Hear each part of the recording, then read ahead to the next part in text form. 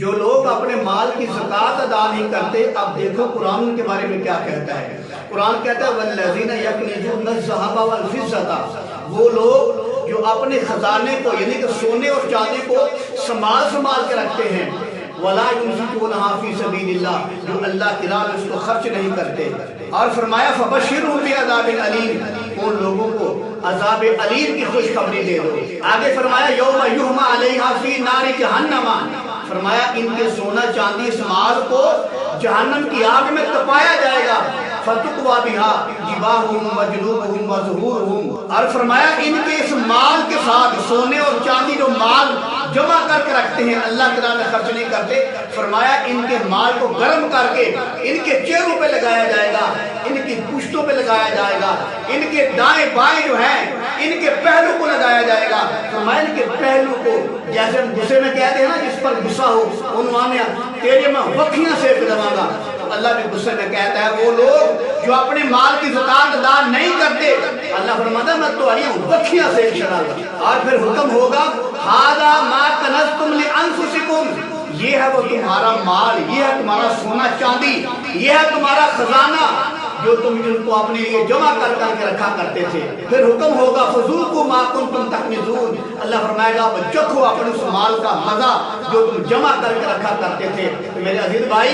اللہ پاک نے قرآن مقدس کے اندر فرما دیا ہے کہ ان کے سونا اور چاندی کو تپا کر جہنم کی آگ میں ان کے چہروں پہ لگایا جائے گا، ان کی پیشانی پہ لگایا جائے گا، ان کے پشت پہ لگایا جائے گا اور ان کی وکھیوں میں لگایا جائے گا۔ اور پھر حکم ہوگا یہ ہے تمہارا وہ مال، تمہارا خزانہ جو تم سنبھال کر رکھا کرتے تھے، اب چکھو اس کا عذاب۔ ایک حدیث پاک کے اندر آتا ہے اللہ کے نبی نے فرمایا جو اپنے مال کی زکوٰۃ ادا نہیں کرتا، فرمایا کل قیامت کو اللہ تعالیٰ اس کے مال کو، ان کے مال کو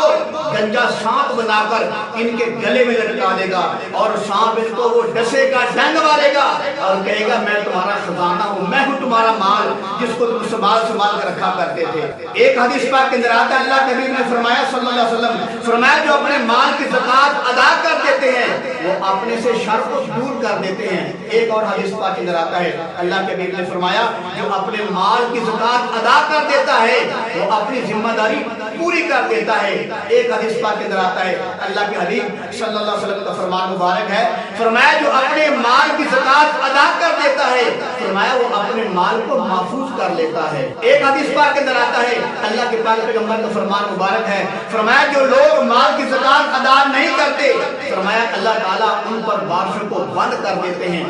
تو میرے عزیز بھائی آپ نے سن لیا ہے، میں نے آپ تک بات کو پہنچا دیا ہے، جو اپنے مال کی زکوٰۃ ادا نہیں کرتا فرمایا کل قیامت کو انہی کے مال کو تپا کر جہنم کی آگ میں گرم کر کے ان کے منہ پر لگایا جائے گا، ان کے پشتوں پہ لگایا جائے گا اور ان کے پہلو پہ لگایا جائے گا، اور یہی مال سانپ بنا کر ان کے گلے میں ڈالا جائے گا۔ تو میرے پیارے عزیز بھائیوں، یہ تھوڑے سے مال کے لیے اور تھوڑے سے وقت کے مال کے لیے ہمیشہ کے لیے اللہ معاف فرمائے ضلالت اختیار کرنا، ہمیشہ کے لیے سانپوں کے ڈنگ کھانا، یہ کہاں کی عقل مندی ہے؟ تو میرے پیارے عزیز بھائیوں، جو اللہ نے حکم دیا ہے ہم سب کو چاہیے کہ اپنے اپنے مال کی زکوٰۃ ادا کریں۔ یہ 2.5% زکوٰۃ ہوتی ہے، 100 میں سے 2.5 یہ اور لاکھ میں سے 2.5 ہزار زکوٰۃ ہے۔ اللہ تعالیٰ سب کو عمل کرنے کی توفیق نصیب فرمائے۔